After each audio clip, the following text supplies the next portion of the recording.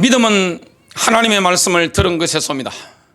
하나님의 말씀을 우리가 집중해서 듣다 보면 믿음이 옵니다. 믿음이 있다면 얼마나 좋습니까? 믿음에는 기적이 일어납니다. 믿음에는 역사가 일어납니다. 믿음에는 치유가 일어납니다. 믿음에는 응답이 옵니다. 저와 여러분이 믿음이 있다면 승리하게 되어 있습니다. 믿음이 온다면 기쁨이 옵니다. 믿음이 오면 저와 여러분이 충만함을 누리게 됩니다. 오늘 제가 저는 새벽에 항상 일찍 일어나니까요. 이렇게 물도 마시고 이렇게 부엌으로 갔다가 침대에 일어나서 갔다가 방문 열고 들어와서 침대에 누워있는 제 아내를 보니까 너무나 기쁘게 웃고 있더라고요. 이빨을 이렇게 보일 정도로 그냥 충만하게 천사처럼 웃고 있는 걸 봤습니다. 잠에서도 웃는 그게 믿음입니다.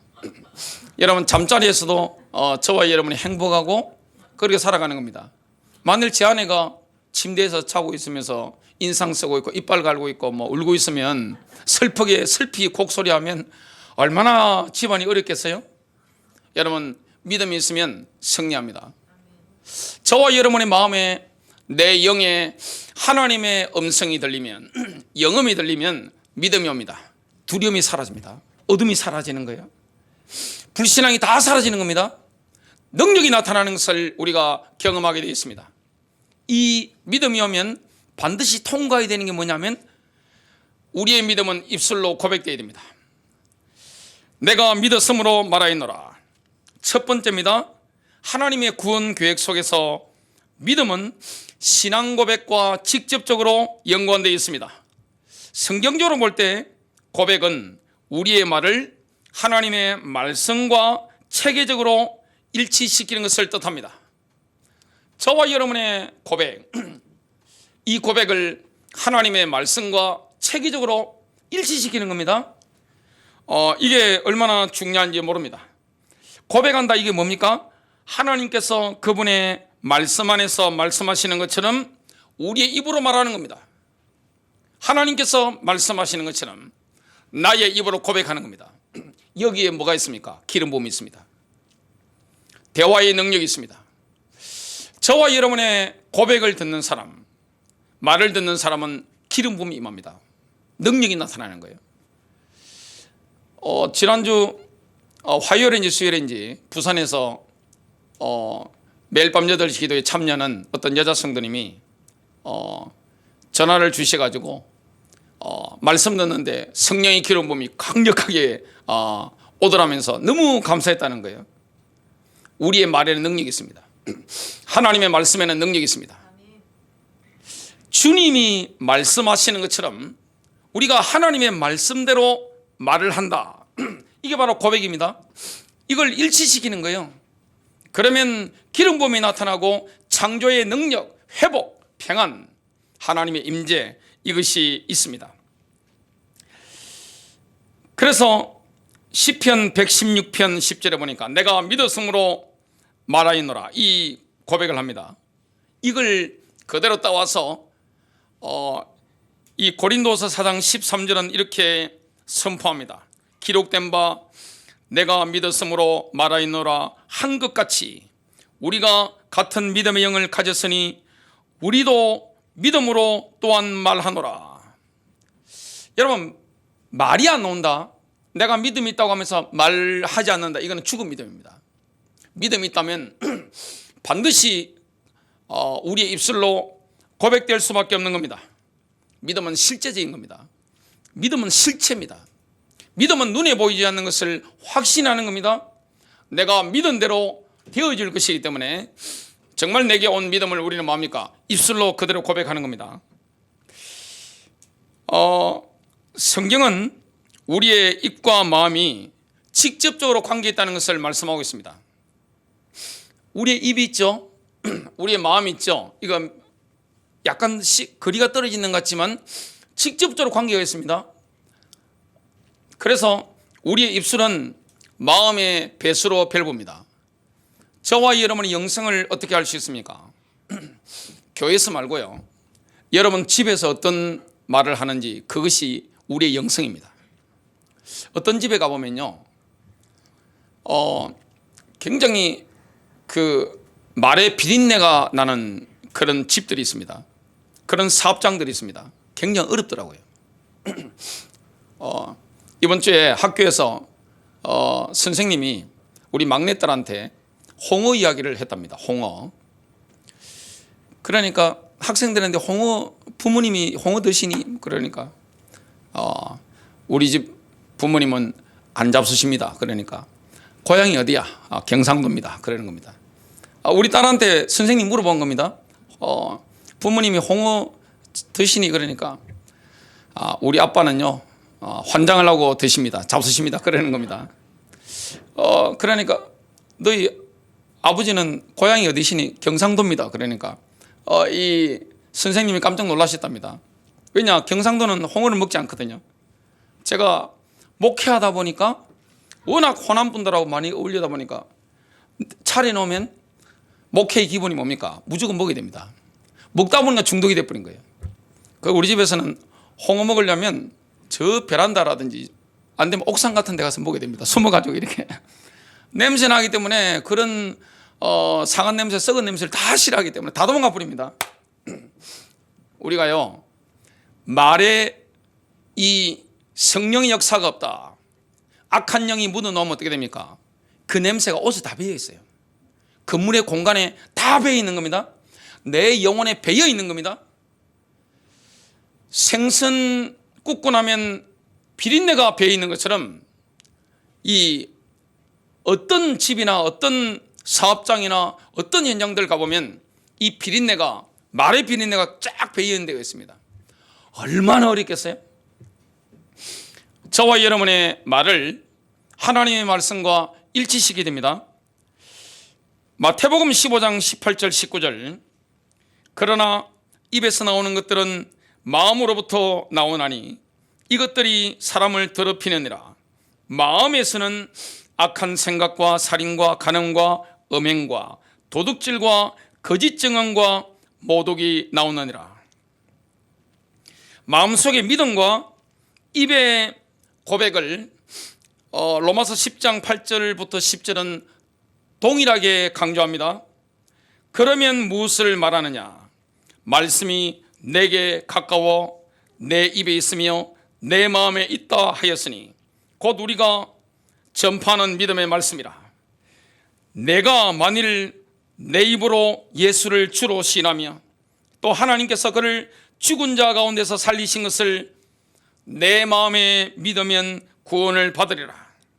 사람이 마음으로 믿어 의에 이르고 입으로 시인하여 구원에 이르느니라. 오늘 로마서 10장 8절 9절에서는 입이 먼저 나옵니다. 마음이 그 다음에 나옵니다. 그러나 10장 10절에서는 마음이 먼저 나오고 입이 그 다음에 나오는 겁니다. 이 순서는요 우리의 경험과 그대로 일치하는 것을 보게 됩니다. 영어로 암기하다, 이거는 히브리어로 입으로 배운다는 뜻입니다.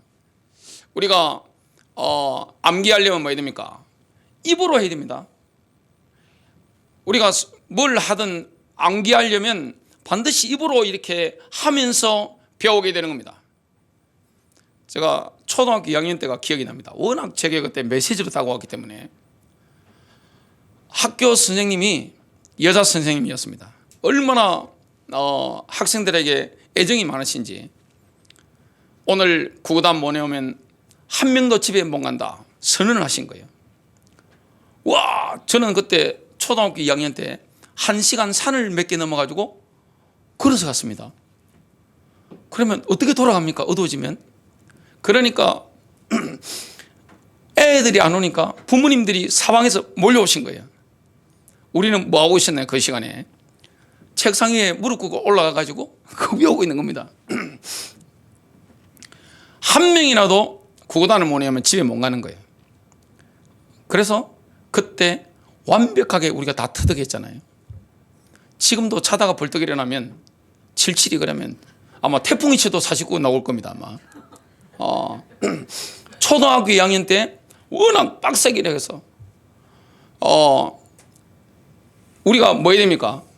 입으로 외우는 겁니다. 공부는 입으로 하는 겁니다. 그러면 마음으로 들어갑니다. 입으로 하다가 마음이 들어가서 이 마음이 가득 차면 어떻게 됩니까? 저절로 나오는 거예요. 믿음도 마찬가지입니다. 하나님의 말씀이 내 입술로 고백되면서 이 마음이 있으면 어떻게 됩니까? 저절로 막 나오는 겁니다. 이런 은혜를 우리가 누리는 겁니다. 믿음과 감정을 구별해야 됩니다. 여러분, 믿음은 눈에 보이지 않는 하나님 말씀을 확신하는 겁니다. 눈에 보이지 않는 하나님을 믿고 가는 거예요. 하나님이 신실하시잖아요. 그런데 감정은 어떻습니까? 혼적인 건 타격을 받기 때문에 상황 따라 바뀌죠. 사람의 마음이 얼마나 감사합니까? 아침 마음, 저녁 마음이 다릅니다. 세상에서 제일 알 수 없는 마음이 여자의 마음이라고 합니다. 그것도 더 어려운 마음이 젊은 여자의 마음. 나도 내 마음을 모른다고 합니다. 감정 따라 바뀌면 어떻게 되겠습니까? 그래서 우리는 이 감정이 아니라 믿음을 따라 가는 겁니다. 두 번째입니다. 신앙을 고백하는 습관이 단순한 테크닉으로 타락하지 않도록 주의를 기울여야 됩니다. 우리가 하나님의 말씀을 그대로 고백하면 능력이 나타나는데 주문 외우듯이 막 슬로건 외우듯이 한다고 해서 되는 게 아니에요. 그래서 신앙 고백에 있어서 신앙 고백을 제대로 하면 우리가 주님이 베푸시는 구원의 충만한 경험 속으로 들어가게 되는데 주문 외우듯이 이렇게 테크닉으로 이렇게 한다. 능력이 없는 거예요. 그래서 5가지 안전장치가 있는데요. 첫 번째 안전장치가 뭐냐? 나의 동기를 먼저 점검해야 됩니다. 내 뜻을 내려놓고 하나님의 뜻에 순종해야 됩니다. 예수님이 겟세마네 동산에서 이런 기도를 하셨죠. 히브리서 5장 7절입니다. 그분께서는 친히 육체로 거하던 때에 자기를 사망으로부터 능히 구원하실 분에게 강렬한 부르짖음과 눈물로 기도와 간구를 드리셨고 또 친히 두려워하셨으므로 하나님께서 들으셨느니라. 예수님께서 친히 두려워하신 태도가 있습니다. 누가복음 22장 42절입니다. 주님이 이렇게 말씀하십니다. 그러나 내 뜻이 아니었고 오직 아버지의 뜻이 이루어지기를 원하나이다. 그래야만 기도 응답과 구원의 혜택들을 요구할 수 있습니다. 내 뜻이 아닙니다. 하나님의 뜻을 따라. 두 번째 안전장치가 뭡니까? 우리 자신이 임의로 희망하는 것을 마음대로 고백할 자유는 없는 겁니다. 하나님의 말씀에 근거가 없는 고백, 이것 가지고는 안 되는 거예요. 가장 위험한 신앙이 뭡니까? 자판기 신앙입니다.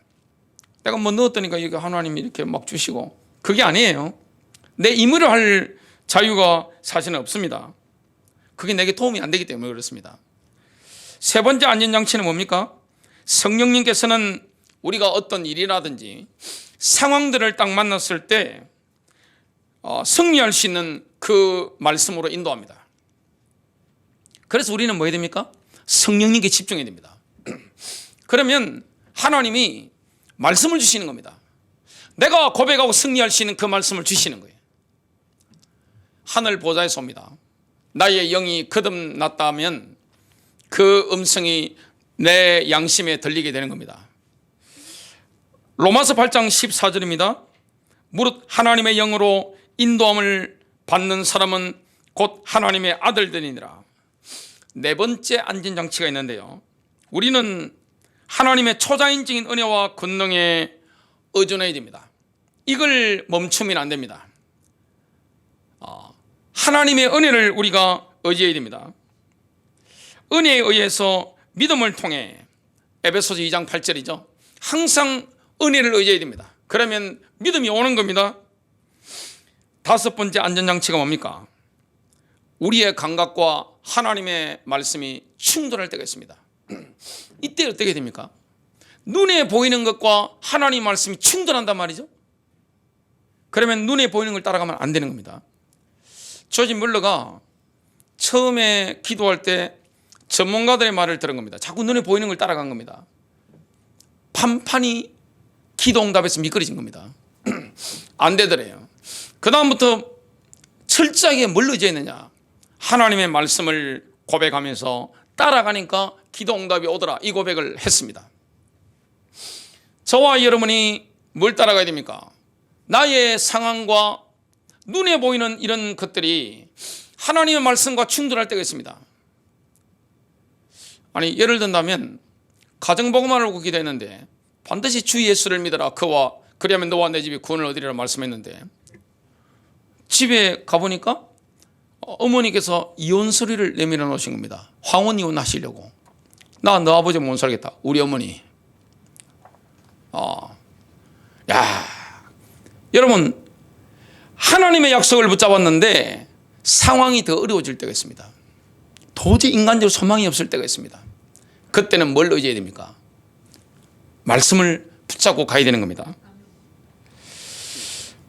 아브라함처럼 인도받아야 됩니다.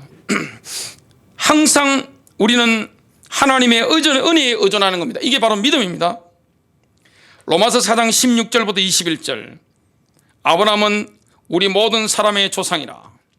기록된 바 내가 너를 많은 민족의 조상으로 세웠다 하신과 같으니, 그가 믿은 바 하나님은 죽은 자를 살리시며 없는 것을 있는 것으로 부르시는 이시니라. 아브라함이 바랄 수 없는 중에 바라고 믿었으니 이는 내 후손이 이 같으리라 하신 말씀대로 많은 민족의 조상이 되게 하리여 하심이라. 그가 백세나되어 자기 몸이 죽은 것 같고 사라의 태가 죽은 것 같음을 알고도 믿음이 약하여지지 아니하고 믿음이 없어 하나님의 약속을 의심하지 않고 믿음으로 견고하여져서 하나님께 영광을 돌리며 약속하신 그것을 또한 능히 이루실 줄 확신하였으니. 아브라함이요, 자기 몸이 죽은 것 같다는 걸 알고 있는 겁니다. 연세 드신 분들 몸을 느끼잖아요. 자기 몸은 자기가 알고 있습니다. 사라의 몸도 이미 생리 끝난 지가 엄청난 세월이 흘른 겁니다. 그때 뭘 의지해야 됩니까? 의사한테, 전문가들한테 물어보면 안 된다고 하는 거예요. 우리의 이성으로 볼 때는 안 되는 거예요. 근데 하나님이 레마를 주신 겁니다. 우리는 뭘 드려야 됩니까? 하나님의 음성을 드려야 됩니다. 내 양심에 들리는 하나님의 음성. 그래서 이 아브라함과 사라는 뭘 했습니까? 하나님의 말씀을 듣고 그걸 의지하면서 인도를 받은 겁니다. 그러니까 아브라함의 몸이 변화되는 거예요. 자녀를 생산할 수 있는 몸으로 변화되는 거예요. 사라의 몸이 변화된 겁니다. 사라의 몸이, 모든 몸이 어떻게 됩니까? 새롭게 창조되는 겁니다. 저와 여러분에게 이런 일이 일어나는 겁니다. 세 번째입니다. 삶의 모든 분야에서 신앙 고백을 누리다 보면 점점 구원의 충만한 경험 속으로 들어가게 됩니다. 삶의 모든 필요와 상황에서 신앙 고백을 우리는 누릴 수가 있는데요. 그러면 예수님께서 십자가에서 확보하신 하나님의 완전한 공급을 충만하게 경험하게 됩니다. 우리 주님은 우리가 늘 영적으로 눌리고 가난하고 병들고 늘 갈등하고 이렇게 살도록 만들지 않았습니다. 하나님은 우리 아버지입니다. 생명에는 뭐가 없습니까? 죽음이라는 게 없어요. 생명은 특징이 뭡니까? 풍성한 거예요. 하나님의 생명, 여호와는 나의 목자시니 내가 부족함이 없으리로다. 그가 나를 푸른 초장에 누이시며 실만한 물가로 인도하시는도다. 다윗의 고백입니다. 우리 주님은 우리를 풍성한 길로 인도하는 것이지 늘 괴롭히고 찌들리게 만드는 분이 아니에요. 하나님은 사랑입니다. 우리에게 다 주십니다. 독생자를 주신 거예요. 그리고 교회를 세울 수 있도록 성령의 은사까지 주신 거예요. 영육간의 모든 풍성함을 누리도록 하나님이 만드신 거예요. 그런데 우리는 어디에 갇혔습니까? 혼적인 생각. 의사가 뭐라 그랬다, 철학자가 뭐라 그랬다, 경제 전문가가 뭐라 그랬다. 그게 맞는 게 뭐가 있습니까? 옛날에 인구정책 할 때 이대로 가면 지구가 폭발한다, 둘만 나 아들 딸 구분 말고 둘만 나 잘 그리자 그랬는데 지금 어떻게 됐습니까? 좋은 기업을 넘어 위대한 기업으로, 그 위대한 기업이라고 나왔던 그 유명한 사람이 쓴 책 보니까 위대한 기업들 거의 다 망했습니다 지금. 그리고 경제 전문가들 말하는 거, 부동산 전문가들 말하는 거, 전문가들 말하는 게 지금 오류가 났다는 게 다 드러나잖아요. 정치 전문가들이 말한 게 다 오류가 다 났잖아요. 우리는 뭘 의지해야 됩니까? 내 인생을 이끌어 가시는 분, 그분이 나의 주님이에요. 그러면 왜 우리가 이 스마트폰을 의지하고 다니죠? 스마트폰을 그렇게 의지하면서, 인공위성을 의지하면서 거듭난 사람이 하늘 보좌에서 오는 그 말씀을 의지하지 않습니까? 주님이 말씀을 주시잖아요. 그걸 내가 받아 누리고 입술로 고백하는 겁니다. 왜 전문가의 말을 듣죠? 그건 참고만 해야 되는 거 아니에요? 이 땅에 우리의 혼적인 판단이 틀릴 때가 얼마나 많습니까? 로마서 10장 10절, 입으로 고백하여 구원에 이르기 때문이라. 우리는 올바른 고백을 계속하는 가운데 점진적으로 구원의 충만한 경험 속으로 들어가게 됩니다. 우리가 올바른 고백을 누리기 위해서는 구원이라는 단어의 범위를 이해해야 됩니다. 구원이라고 하는 것은 그리스도로 소조입니다. 죄에서 용서받는 것, 이 이상입니다. 삶의 모든 영역에서 우리가 구원의 영역을 누리게 되는 겁니다. 이게 하나님의 나라입니다. 풍성함을 누리는 하나님의 나라입니다. 하나님의 나라가 임할 때 질병도 떠나가고 귀신도 떠나가고 가난도 떠나가고 어둠이 막 떠나가는 겁니다. 왜 우리가 눌려 살아야 되죠? 그게 당연한 겁니까? 여러분, 왜 아프고 가난하고 눌려서 사는 게 당연한 겁니까? 왜 내가 병들어서 살아가는 게 당연한 겁니까? 나는 내 인생 이것밖에 안 돼. 나는 못난 놈이야. 그게 맞는 말입니까? 나는 인생 희망이 없어. 주님이 희망이 있다고 했는데 나는 희망이 없어. 나 머리가 나빠. 나 능력도 없어. 그거 얼마나 틀린 말이에요? 하나님이 우리를 얼마나 존귀하게 만드셨는데 다 틀린 말이잖아요. 대부분 고백을 죄를 고백하는 수준으로 한정시키기 때문에 구원의 충만한 경험을 누리지 못하는 겁니다. 시편 78편 22절은 하나님께서 이스라엘을 이집트에서 구출하신 후에 왜 분노하셨는가 그 이유를 말씀합니다. 이는 그들이 하나님을 믿지 아니하며 그분의 구원을 신뢰하지 아니하였기 때문이로다. 구원의 이 영역은 엄청납니다. 여러분, 이집트에서 일어났던 10가지 재앙, 이것도 구원입니다. 홍해를 건넌 이런 사실, 구름과 불기둥으로 인도받은 거, 바위에 물을 내신 거, 하늘에서 만나와 메추라기를 내리신 거, 이게 다 구원에 들어가는 거예요. 그래서 그리스도 소조, 이게 바로 구원인데요, 죄들의 용서를 훨씬 넘어서는 겁니다. 인간의 모든 필요를 충족시키는 것을 포함합니다. 이게 바로 구원이라는 소조의 의미입니다. 마태복음 9장 22절을 보면요, 12년 동안 혈루증으로 고통받던 여인에게 주님이 말씀하십니다. 따라 안심하라. 내 믿음이 너를 구원하였다. 구원하였다, 이게 바로 소조입니다.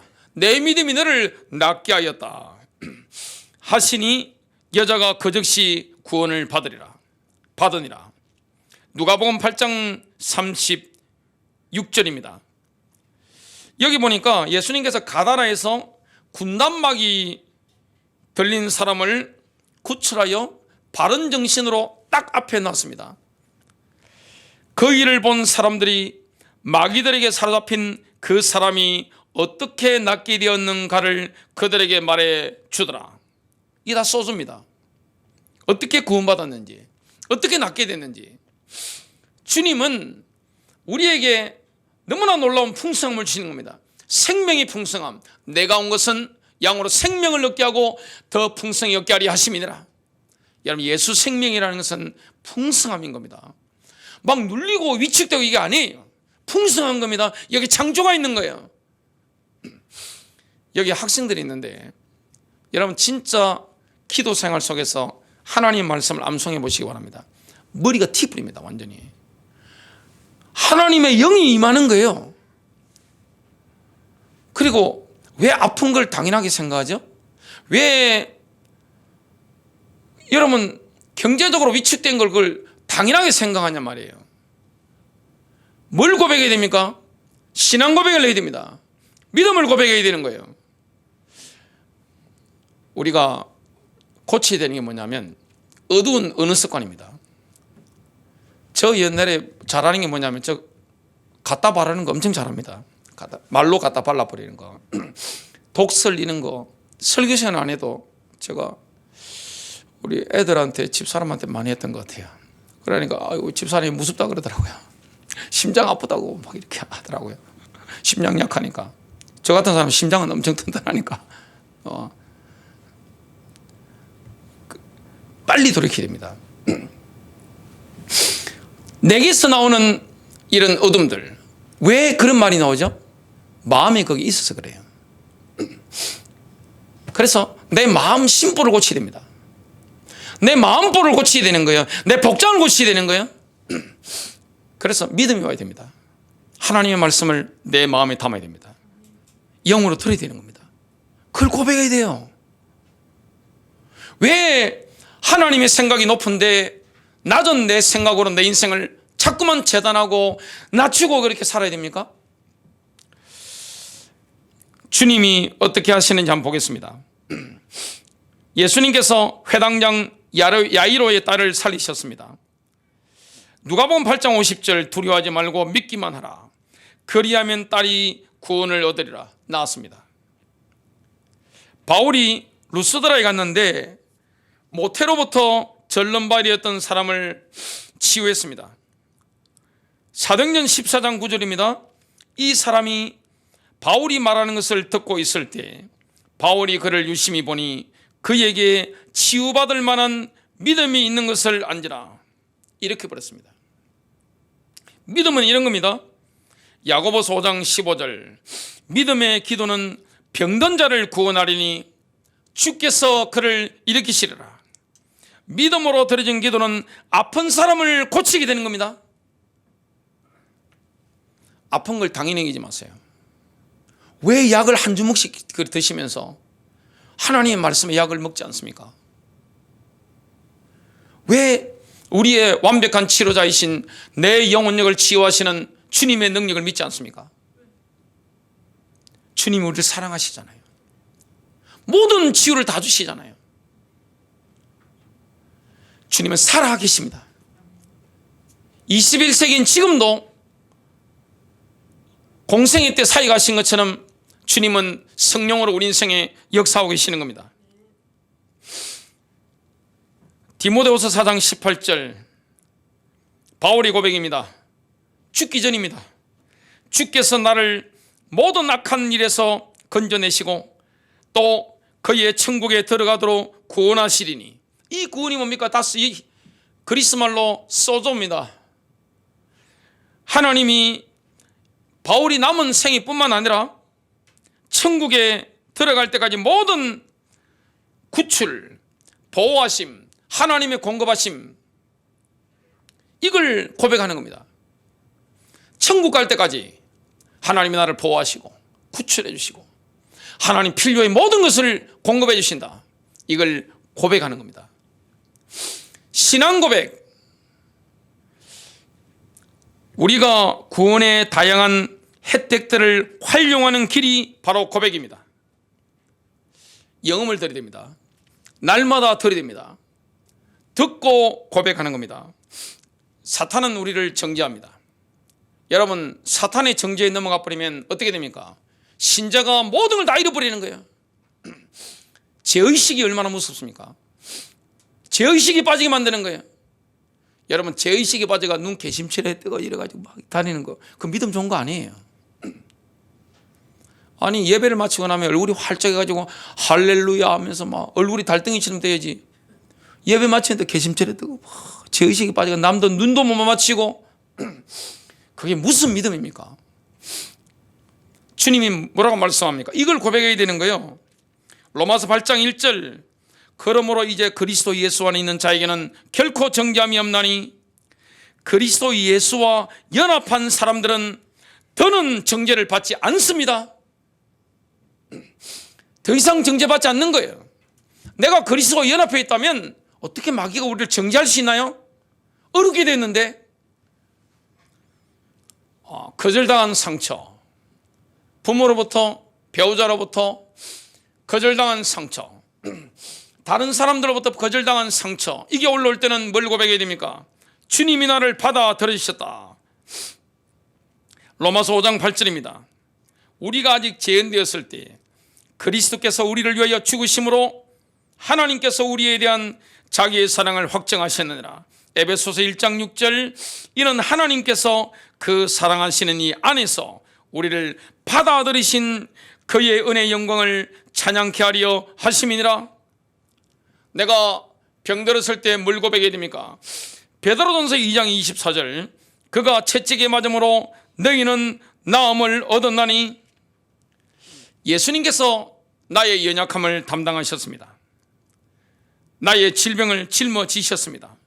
그리고 예수님께서 채찍에 맞음으로 나는 나았습니다. 이 고백을 해야 되는 겁니다. 재정적으로 압박을 받을 때 우리는 뭘 고백합니까? 고린도서 9장 8절입니다.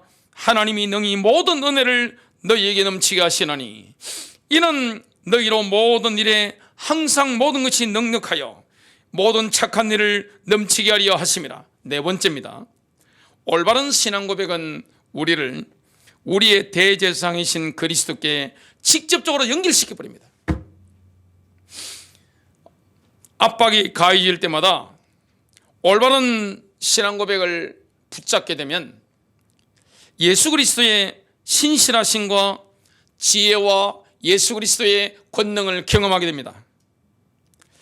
대제사장이신 예수님께서는 하나님 아버지 면전에서 우리의 개인적인 대리자로서 일하고 계십니다. 너무나 놀라운 거죠. 예수님의 의로 우리를 덮어주고 계십니다. 우리의 기도를 올려주고 계십니다. 우리를 위해서 하나님의 약속 성취를 위한 보증인이 되어주고 계십니다. 이 히브리서를 보면요, 그리스도의 대제사장직은 항상 우리의 신앙 고백과 연결되어 있습니다. 믿음이 왔잖아요. 고백해야 됩니다. 어두운 말 왜 이야기합니까? 그 마음의 어둠이었어 그래요. 내 마음에 다른 걸 채우면 안 돼요. 아름다운 걸 채워야 됩니다. 제가 정서를 맞춰야 되기 때문에 저도 한국 드라마, 한국 영화 봅니다. 그것도 짤로만. 앉아서 볼 그런 마음은 없기 때문에 짤로만 이렇게 보는데, 그거 보고 나면 10분짜리가 나오려 하더라고요. 그냥 어려움이 오면 운전하다가 뭐가 팍 들어오면 나오려고 그러는 거예요. 그래서 제가 용납은 안 되잖아요. 제가 만약에 운전하고 있는데 10분짜리 막 해버리면 우리 애들이 보고 설교하고 좀 뭐가 다르네 이러면 상당히 문제가 생기잖아요. 그래서 가능하면 좀 안 보게 되더라고요. 왜 욕이 나오죠? 욕이 가득한 거예요. 왜 원망이 나옵니까? 원망이 가득한 거예요. 마음속에. 왜 시기 질투가 나옵니까? 내게 그게 가득한 거예요. 마음에 뭘 채워야 됩니까? 진리의 말씀을 채워야 됩니다. 날마다 아침마다 밤마다 하나님의 말씀을 내 마음에 채워야 됩니다. 그러면 저절로 나오는 겁니다. 영음을 더 걸어놓으면 어떻게 되느냐? 영의 울림이 있기 때문에 그게 막 나오는 거예요. 그냥 메시지가 임했기 때문에. 이 메시지가 얼마나 중요합니까? 어떤 남자 성도님이 아이들 어릴 때, 굉장히 어릴 때 딸 3명이기 때문에 3명을 데리고 한강에 가서 유람선을 태워줬답니다. 몇십 년 지나고 나서 물어보니까 딸들은 기억을 못 하더래요. 태워준 아버지만 기억하는 겁니다. 그 왜 그렇겠습니까? 딸들은 한강을 보나 대부도 아빠들을 보나 별 감흥이 없는 거예요. 메시지가 안 들어간 거예요. 치매 환자들도 제가 겪어보니까 다른 건 다 잊어먹는데요, 메시지 들어온 건 안 잊어잡수십니다. 딱 기억하고 있습니다. 하나님의 말씀이 어디 들어와야 됩니까? 내 마음에 들어와야 됩니다. 그러면 고백됩니다. 메시지가 들어왔기 때문에 고백될 수밖에 없는 겁니다. 안 그러면 믿음이 없는 거예요. 히브리서 3장 1절, 우리의 신앙 고백에 대제사장이신 그리스도 예수님을 깊이 생각하라. 그래서 우리를 위한 예수님의 대제사장 사역을 효과적으로 만드는 것은 우리의 신앙 고백입니다. 불신앙을 고백하면 주님이 할 일이 없으세요. 믿음을 고백해야 됩니다. 히브리서 4장 14절, 그런즉 우리에게 위대하신 대제사장 곧 하늘들로 들어가신 하나님의 아들 예수님이 계신 줄 알므로 우리가 우리의 신앙 고백을 굳게 붙들자. 여러분, 신앙 고백을 하다 보면 압박이 오잖아요. 굳게 붙잡아야 됩니다. 나의 신앙 고백을 굳게 붙잡아야 됩니다. 엉뚱한 말 하면 안 되잖아요. 흔들림 없이 굳세게 붙잡아야 됩니다. 왜냐? 압박은 점점 강해지기 때문에. 히브리서 10장 21절부터 25절입니다. 또 하나님의 집을 다스리는 대제사장께서 우리에게 계심으로 우리 마음이 뿌림을 받아 악한 양심으로부터 벗어났고 우리 몸은 순수한 물로 씻겼으니 우리가 믿음의 충만한 확신 속에서 진실한 마음으로 가까이 다가가자. 우리는 하나님께 가까이 다가가는 겁니다. 약속하신 분께서 신실하시니 우리의 믿음의 고백을 흔들림 없이 굳게 잡고, 흔들림 없이 믿음의 고백을 굳게 붙잡는 겁니다. 서로를 살펴보아 사랑과 선한 행위에 이르도록 격려하며 어떤 사람들의 습관과 같이 우리의 함께 모이는 일을 피하지 말고 서로 권면하여 그날이 다가옴을 너희가 볼수록 더욱 그리하자. 여기 보니까요, 하나님께 가까이 나아가야 되잖아요. 그리고 다른 사람들에게 권면해야 되잖아요. 이 중간에 우리가 할 일이 뭡니까? 우리의 신앙 고백을 굳게 붙잡는 겁니다. 말씀을 고백하는 거예요. 엉뚱한 말을 하지 않는 겁니다. 믿음 아닌 말은 뭐합니까? 브레이크를 잡아야 되는 겁니다. 결론 맺습니다. 일단 믿음이 온 다음에는 믿음은 반드시 고백되어야 됩니다. 훈련해야 됩니다. 자기 훈련이 필요한 겁니다. 승리하시기를 주님의 이름으로 축복합니다.